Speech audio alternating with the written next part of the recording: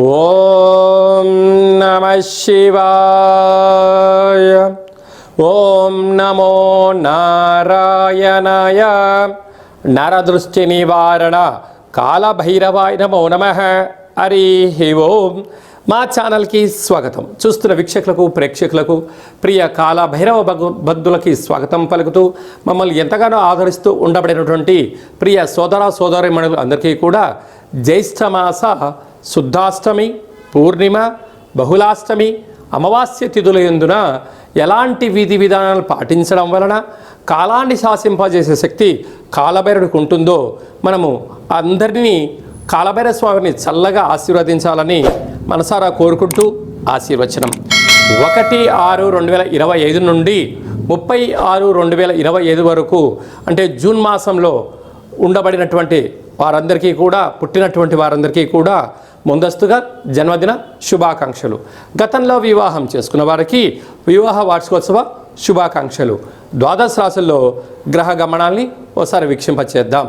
మేషరాశిలో శుక్ర భగవానుడు సంచార స్థితి, వృషభ రాశిలో బుధాదిత్య రాజయోగము, రవి బుధ సంచార స్థితి, మిథున రాశిలో దేవగురు బృహస్పతి సంచార స్థితి, కర్కాటక రాశిలో కుజ భగవానుడు సంచార స్థితి, సింహరాశిలో కేతు భగవానుడు సంచార స్థితి, కుంభరాశిలో రాహు భగవానుడు సంచార స్థితి, మీనరాశిలో శని భగవానుడు సంచార స్థితితో ద్వాదశ రాశుల్లో గ్రహ గమనాలు ఈ విధంగా ఉన్నాయి.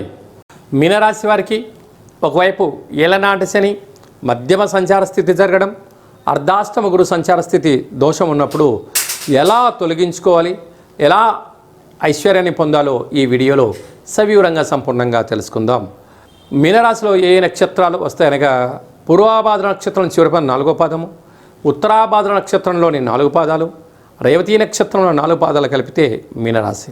రాశాధిపతి దేవగురు బృహస్పతి. రాశిలోని శని భగవానుడు ఉండడం వలన కష్టపడి పనిచేయడం మీ వంతు, ఫలితం పక్కవారి వంతు అనే పరిస్థితి ఉంటుంది. అంటే బంధువులైనా, మిత్రులైనా, స్నేహితులైనా, తల్లిదండ్రులైనంతను కూడా నీ దగ్గర ధనం ఉన్నంత వరకే నీకు విలువలు ఇవ్వడం జరుగుతుంటుంది. ధనం అయిపోతుంది, ధనము లేదని చెప్పి నీ విషయాన్ని తెలియజేసావా, వారే దూరం అయిపోయి మిమ్మల్ని ఏకాకి చేయడం జరుగుతుంది. ఇలాంటి కాల సమయంలో ఒత్తిడికి గురవడం, నరాల బలహీనత, అనేక రకాల సమస్యకు మీరు ఇబ్బంది అయ్యే పరిస్థితి ఉంటుంది. అదే కాకుండా 2వ స్థానంలో శుక్రుడు సంచారం చేయడం వలన నూతన వస్త్రాలు, బంగారు ఆభరణాలు, కార్లు, క్రయ విక్రయాలు కొనాలి అనేటువంటిది కోరిక కలుగుతుంది. అది మంచిదే. కాకపోతే మన దగ్గర ధనం ఎంత ఉంది, అప్పులు కాకుండా ఎలా చేసుకోగలగాలి, ప్రణాళికాబద్ధంగా జీవితాంగా మీరు ఏర్పాటు చేసుకోగలిగితే చాలా మంచి కాలం. తృతీయంలో బుధాదిత్య రాజయోగం.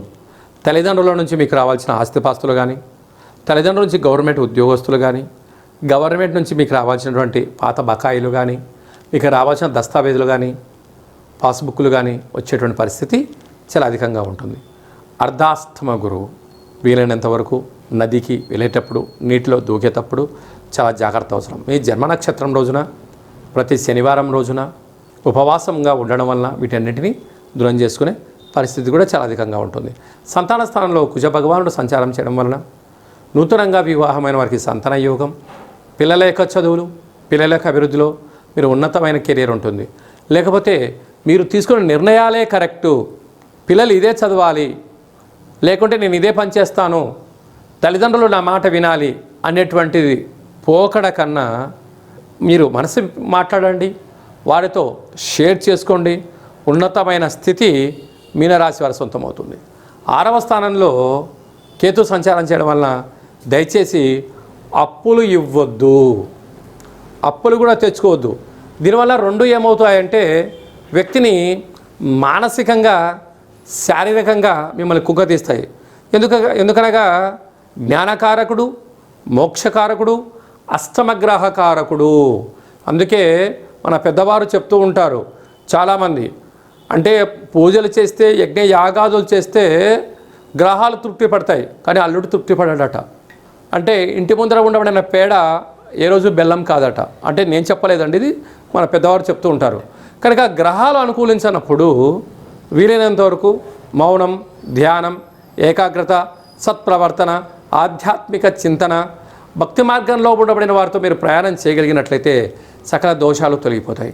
నీటి వ్యాపారం చేసేటువంటి వారు, హోటల్ వ్యాపారస్తులు, స్వయం వృత్తులు, సేవా రంగాలు, సినిమా రంగాల్లో ఉండబడిన వారు, అలాగనే జర్నలిజం రంగంలో ఉండబడిన వారందరూ కూడా శుచి, శుభ్రత, వేలకు తిండి, వేలకు నిద్ర, ఆరోగ్యాన్ని కాపాడుకోగలడం, అప్పులు ఇవ్వకపోవడం, అప్పులు తెచ్చుకోకపోవడం, మాటను వాగ్దానం చేయకపోవడం, నోడు ఉంది కదని చెప్పి దురుసుగా ప్రవర్తన చేయకపోతే మీకంతా మంచి కాలమే అని చెప్పి గమనించగలగాలి. ఈ జ్యేష్ఠ మాసంలో జూన్ నెల 1వ తారీఖు నుండి 30వ తారీఖు వరకు మనం స్వల్పమైనటువంటి విధి విధానాలు పాటించడం వలన అద్భుతమైన విజయాలు మన సొంతమవుతాయని చెప్పి గమనించాలి. అలాగనే జ్యేష్ఠ మాసము జ్యేష్ఠపుత్రుడు కానీ జ్యేష్ఠపుత్రిక కానీ ఈ త్రిజ్యేష్ఠము వివాహానికి పనికిరాదు అని చెప్పి గమనించగలగాలి. అలాగనే ఇంటి యొక్క పెద్దబ్బాయి కానీ ఇంటి యొక్క పెద్దమ్మాయి కానీ ఈ జ్యేష్ఠ మాసంలో కొన్ని అంటే వీళ్ళిద్దరూ కలిపి కొన్ని పనులు ప్రారంభించకపోవడం ఉత్తమోత్తంగా భావించగలగాలి. వీలైనంత వరకు ప్రతి బుధవారం పూట ఉదయం 6 గంటల నుండి 7 గంటల వరకు బుధహోర సమయంలో మౌనము, ధ్యానము, విష్ణు సహస్రనామ పారాయణము వినడం వలన మంచి బుద్ధి జ్ఞానం కలుగుతుంది అని చెప్పి గమనించగలగాలి. అలాగే శుద్ధాష్టమి, పూర్ణిమ, ఈసారి పూర్ణిమ బుధవారం జ్యేష్ఠ నక్షత్రం రోజు రావడం, అమావాస్య మంగళవారము మృగశిర ఆరుద్ర నక్షత్రంలో రావడము చాలా విశేషంగా భావించగలగాలి. కనుక ఇలాంటి కాల సమయంలో ఇంట్లో కాళభైరవ స్వామికి స్మరణ, కాళభైరవ స్వామికి అభిషేకము, కూష్మాండ దీపాన్ని ఇంట్లో పెట్టుకోవడం వలన సకలమైనటువంటి రుణ సమస్యలు, రోగ సమస్యలు, శత్రు సమస్యలు తొలగిపోతాయని చెప్పి కూడా మీరు గమనించగలగాలి. అలా కుదరలేనటువంటి వారు ఈ కింది నెంబర్ సంప్రదించినట్లయితే మీ యొక్క పేర్లపైన కాళభైరవ స్వామికి పూజ, కూష్మాండ దీపాన్ని ఏర్పాటు చేయించి భగవంతుడి యొక్క ఆశీస్సుల్ని మీకు వీడియో కాల్ ద్వారా చూపించి భగవంతుడి యొక్క ఆశీస్సులు మీకు అందజేసే ప్రయత్నించడం జరుగుతుందని చెప్పి గమనించాలి. ఇంకనూ మనం విజయం సాధించగలగాలి అన్నట్లయితే ఈ యొక్క పాత్ర కంచు పాత్ర, ఈ పాత్రను మనం ఇంట్లో పెట్టుకొని ఉదయము సాయంత్రము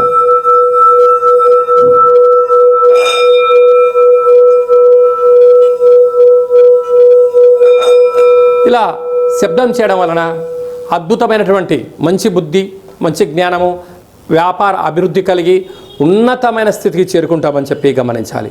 ఈ అక్షయ పాత్రతో పాటు కాళభైరవ స్వామికి హోమము, పూజ చేయించి మీకు జీవితకాలం విజయం సాధించేటువంటి అద్భుతమైనటువంటి శక్తి పాత్రలో ఉంటుందని చెప్పి కూడా గమనించాలి. ఆసక్తి గలవారు ఈ కింది నెంబర్ని సంప్రదించగలరు. అలాగనే మీ వ్యక్తిగత జాతకం తెలుసుకోవాలనుకుంటున్నారా? మీ పేరు, మీ పుట్టినటువంటి తేదీ, నెల, సంవత్సరం, సమయం రాసి మీరు వాట్సాప్లో మీరు పంపించగలిగినట్లయితే 100 సంవత్సరాల జాతకాన్ని సవివరంగా రాసి పంపించి మీరు పుట్టినప్పుడు గ్రహ గమనాలు ఎలా ఉన్నాయి, ప్రస్తుతం ఎలా ఉంటున్నాయి, రాబోయే కాలం ఎలా ఉండబోతున్నాయో సవివరంగా తెలియజేయడం జరుగుతుంది.